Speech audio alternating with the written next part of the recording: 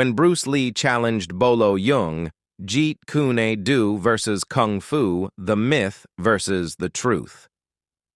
For decades, martial arts enthusiasts have speculated about a legendary showdown between Bruce Lee, the founder of Jeet Kune Do, and Bolo Yeung, the muscular kung fu powerhouse known for his villainous roles in martial arts films.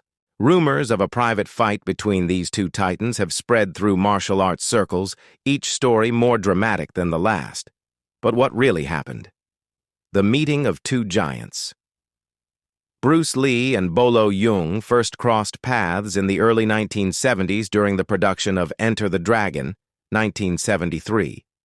At that time, Bruce had already cemented his reputation as one of the greatest martial artists of all time, while Bolo was a rising star known for his imposing physique and deep roots in traditional kung fu. Despite the rumors, there is no official record of an all-out fight between them. However, those who were close to both men have hinted at an intense sparring session behind closed doors, an encounter that left a lasting impression on Bolo Yeung. The challenge: fact or fiction? According to martial arts lore, Bruce Lee, always eager to test his skills, challenged Bolo to a friendly sparring match.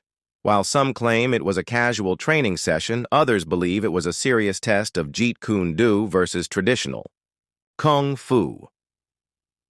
One version of the story suggests that Bruce wanted to prove the superiority of Jeet Kune Do's adaptability and efficiency over classical kung fu forms.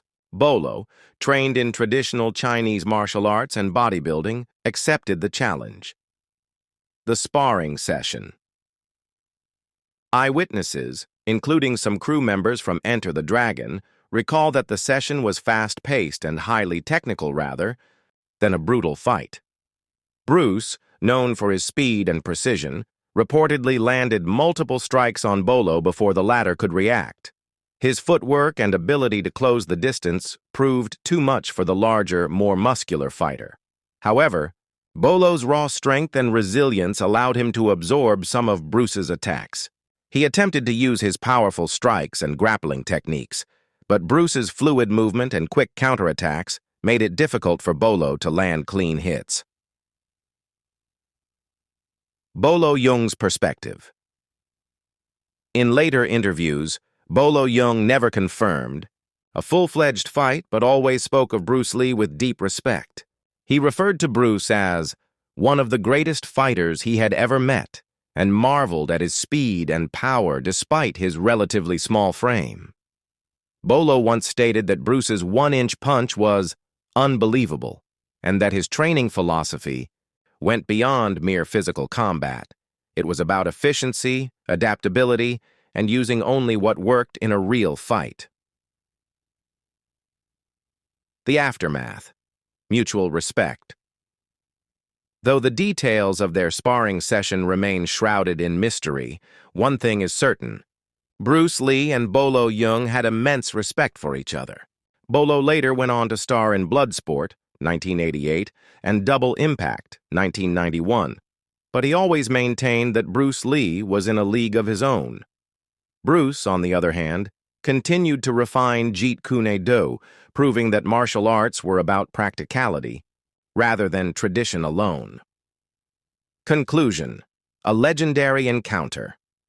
While the world may never know the full truth of what happened when Bruce Lee faced Bolo Yeung, the idea of their sparring match has become a piece of martial arts legend. Whether it was a friendly exchange of techniques or a competitive duel, their encounter represents a meeting of two icons, one built on speed and philosophy, the other on strength and discipline. No matter what, Bruce Lee's legacy remains untouchable, and Bolo Yeung's admiration for him serves as proof of the dragon's unparalleled martial prowess.